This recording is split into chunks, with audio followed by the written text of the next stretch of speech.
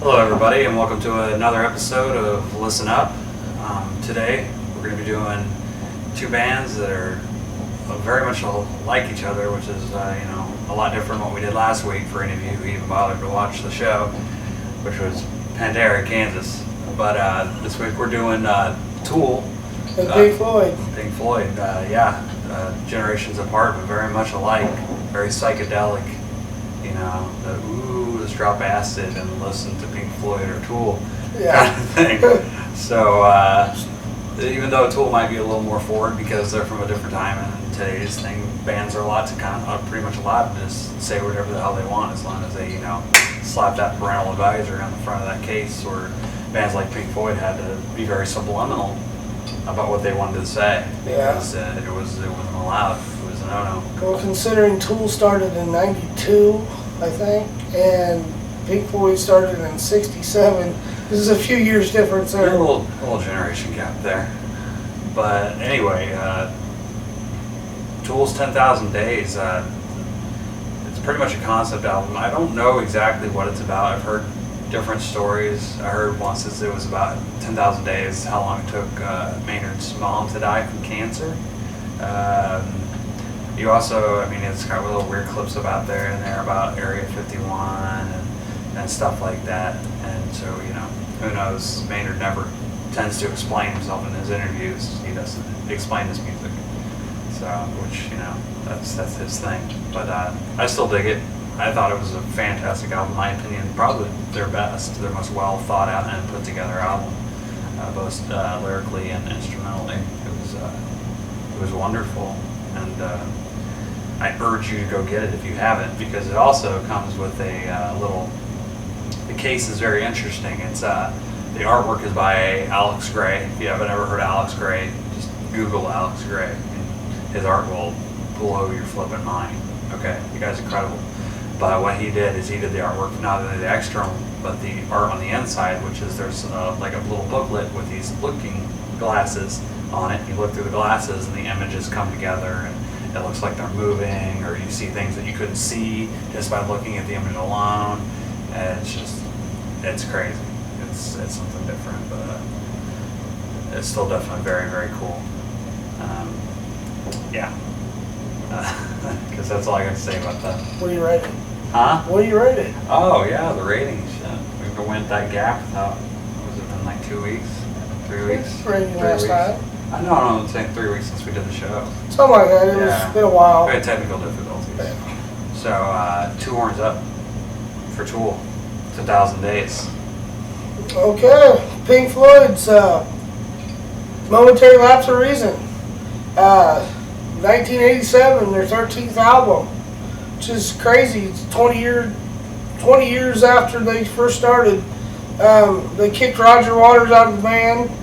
They kicked Richard Wright out of the band, or they went their separate ways. You had David Gilmour's first album without Roger Waters, and Nick Mason as a drummer. Nick Mason as drummer, I believe. It's really different for Pink Floyd, I think, because Pink Floyd's always been mellow. And they've always been trippy, but this one it was even more mellow and less trippy, I think. Yeah.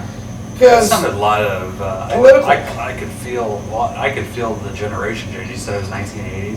So I wondered that because as I listened to it, I could feel that it had a 80s, 70-ish, 80-ish influences. The switch over kind of. Yeah, influence. So. Yeah. It was a pretty political album too. You had a song, Dogs of War. It's pretty much talking about the government, the military, kind of dogs of war, criminals of hate. Then you had, it's a concept album, as 10,000 Days was. Also known as psychedelic progressive rock is what Pink Floyd is known as. Anybody that has ever listened to Pink Floyd knows they are very psychedelic. Sure. But I'm definitely got to give Pink Floyd, Momentary Lapse of Reason, Two Horns Up. I just lost. Did you bring it for it? Yeah. I'll fix it. Because, you know what, we don't have to shoot this over, dude. Why? Because we left out one big spot.